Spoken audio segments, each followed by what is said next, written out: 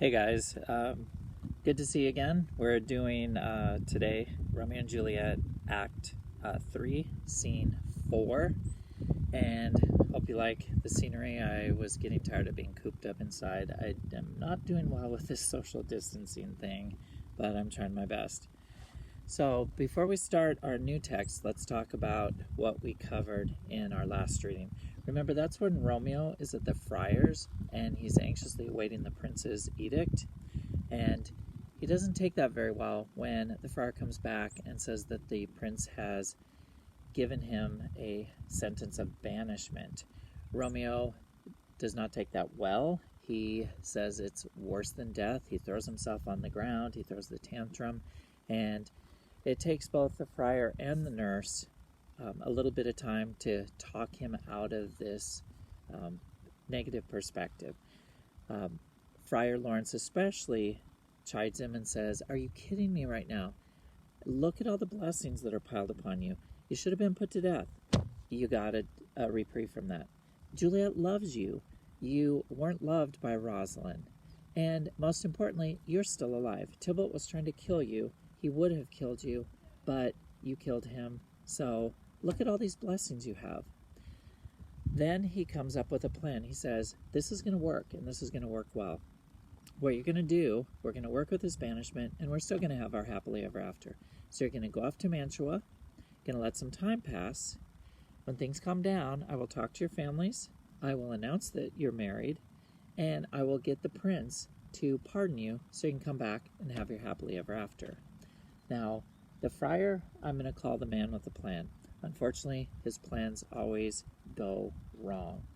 And what happens here is this plan is totally dependent on time passing. Things need to quiet down, things need to calm down, and they're not going to get that time. Because remember, fate.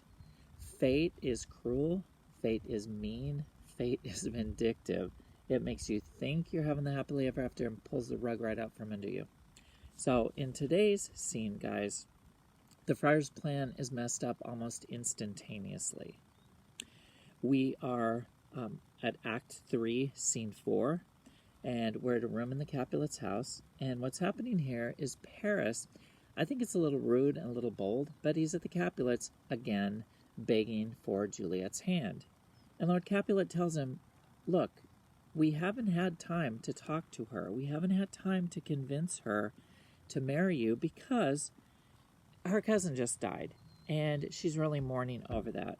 Then he says something kind of flippant. Oh, well, we're all meant to die, which seems kind of out of character unless you think about the type of person Lord Capulet is, and we're going to get even more of an indication of what he is like in this reading and our next reading as well.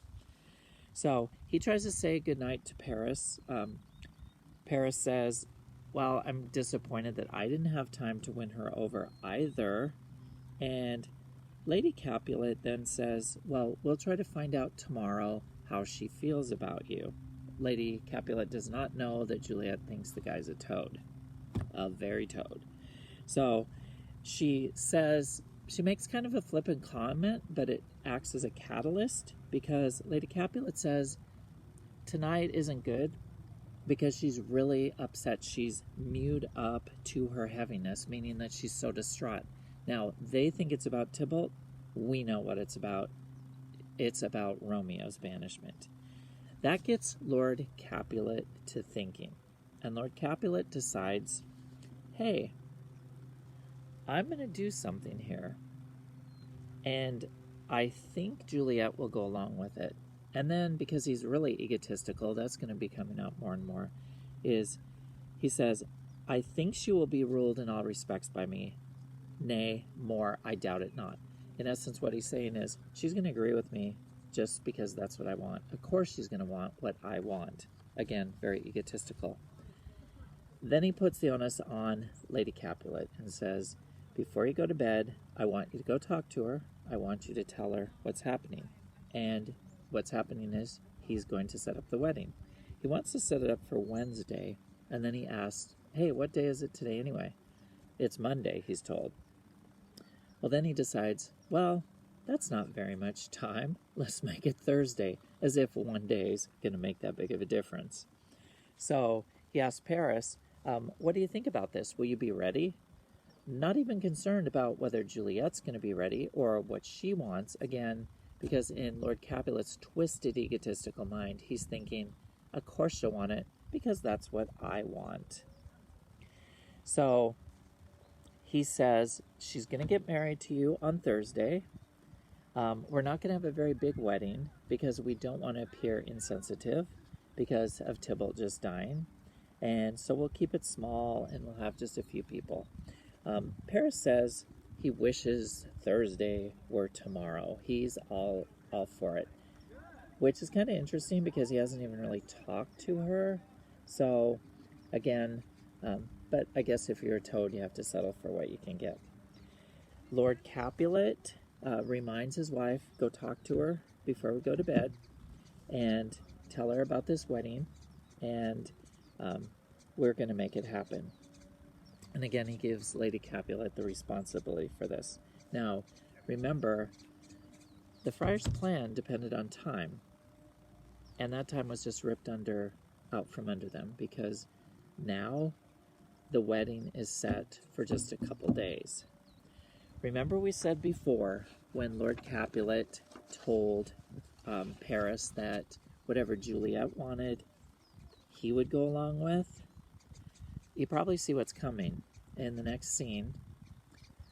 Lady Capulet's going to approach Lord Capulet. Lady Capulet's going to approach Juliet and tell her what's happening, like it's good news. Juliet's going to freak out a little bit. Lord Capulet's going to come in. He's going to find out that Juliet doesn't want to marry Paris. She can't tell them why not. Obviously, it's because she's already married to somebody else. And again, there's the whole toad thing. And then we're going to see Lord Capulet expose himself for the true jerk he is, and the bad parent, and the hateful person, etc. Because he is going to go off like no other. Again, as I've said before, guys, he has to be one of the most heinous means shockingly evil, heinous parents in all of literature. He's going to say things, he's going to do things that should shock you. And I'm sure it would have shocked the Elizabethan audience as well, to be out in the audience and see a father treat his daughter the way he's going to treat Juliet. The only child he has left, the love of his life, etc. It just makes me want to projectile vomit. So we're going to stop there for today. And hopefully you've taken some notes on this. We will do the second half of this in our next video. And then we'll do a check for understanding as well. So, hope you guys are doing well. I miss you like crazy. And as always, remember, you were blessed to be a blessing. Bye.